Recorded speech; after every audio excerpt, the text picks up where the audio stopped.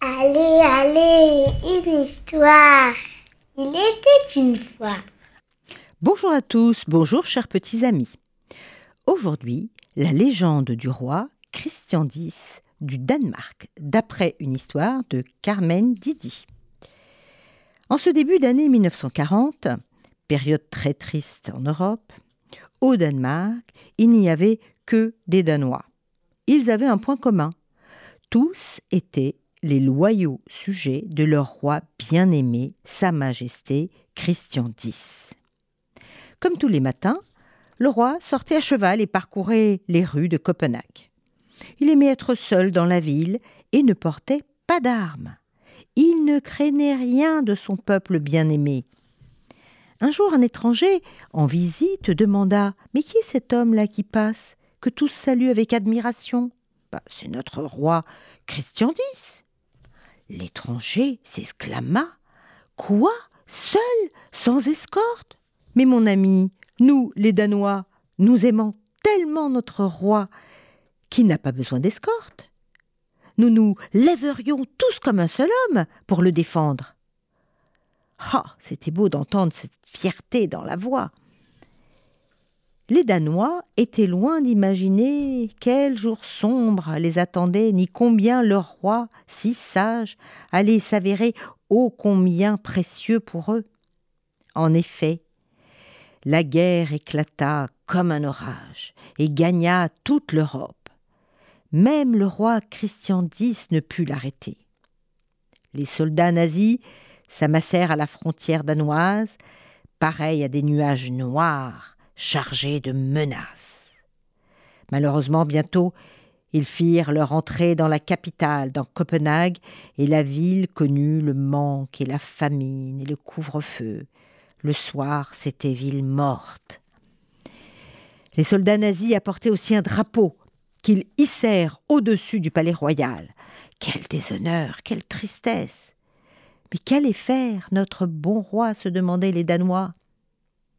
Ce sinistre drapeau flottait sur la ville, synonyme de guerre, de peur, de haine. Le roi meurtri envoya un soldat le décrocher. Mais un officier nazi, voyant que le drapeau n'était plus là, se rendit auprès du roi. « Qui a enlevé le drapeau ?»« J'ai envoyé un soldat le décrocher, » répondit le roi fièrement. « Ah, vraiment ? Eh bien, nous le remplacerons. Demain, un autre drapeau nazi flottera sur la ville. Eh bien, demain, j'enverrai un autre soldat le décrocher. Je ferai fusiller cet homme, gronda l'officier. Eh bien, dans ce cas, préparez-vous à fusiller le roi, car cet homme, ce sera moi. Quel modèle de courage et quelle force! Et ainsi, le drapeau nazi ne réapparut pas au-dessus du palais. La disparition du drapeau devint un symbole de résistance. Les Danois usaient du moindre prétexte pour entrer dans la cour du palais et constater son absence par eux-mêmes. Mais ce n'était qu'une petite victoire. Pour le roi comme pour son peuple, la véritable épreuve était encore à venir. La terrible nouvelle arriva sans bruit, sur des feuillets légers que les nazis avaient jetés dans les rues de la capitale du Danemark, à Copenhague. Et on pouvait y lire « Exécution immédiate. Tous les Juifs sont sommés de coudre sur leurs vêtements une étoile jaune qui doit être visible en toutes circonstances. » Les Danois avaient peur. Ils avaient entendu des choses épouvantables une fois que les Juifs portaient cette étoile jaune. Les soldats nazis les emmenaient, plus personne n'entendait parler d'eux, c'était terrible, c'était déjà arrivé ailleurs. Comme d'habitude, les Danois se tournèrent vers leur roi. Mais cette fois, le roi avait aussi peur. Pour eux, pour tout le pays. Sans étoile jaune pour les désigner, personne n'aurait pu distinguer les Juifs des Danois. Juifs ou pas juifs, tous étaient Danois. Et puis chacun avait le droit d'honorer son Dieu, chacun à sa façon. Le roi était effondré.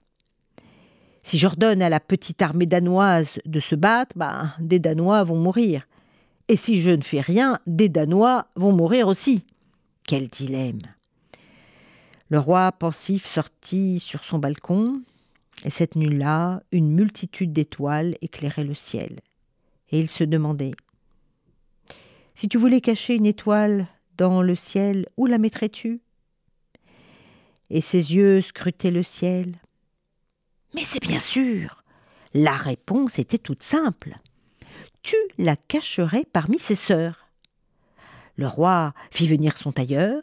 Le tailleur entra et écouta la surprenante demande du roi. « Nous n'avons qu'une heure avant l'aube, dit le roi d'une voix pressante. « Aurez-vous terminé à temps ? » ?»« Oui, votre majesté, je commence tout de suite, dit le tailleur en s'inclinant. « Est-ce que vous comprenez ce que cela signifie ? Demanda le roi. « Oui, majesté, et tous vos sujets le comprendront aussi, j'en suis convaincu. » Et le roi soupira. « Je suis rassuré. » Et il plaçait toute sa confiance dans les Danois, et les Danois plaçaient toute leur confiance en leur roi. Le jour se leva, et le roi du Danemark sortit, comme d'habitude, pour sa promenade dans les rues de la ville, seul, plein de courage et de défis.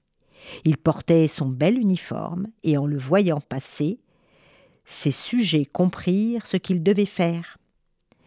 Il avait sur son bel uniforme une étoile jaune. Et tous les Danois se sont mis à coudre une étoile jaune sur leurs habits. Ainsi, de nouveau, au Danemark, il n'y eut que des Danois. C'est une belle leçon de courage et de reconnaissance. Au revoir à tous.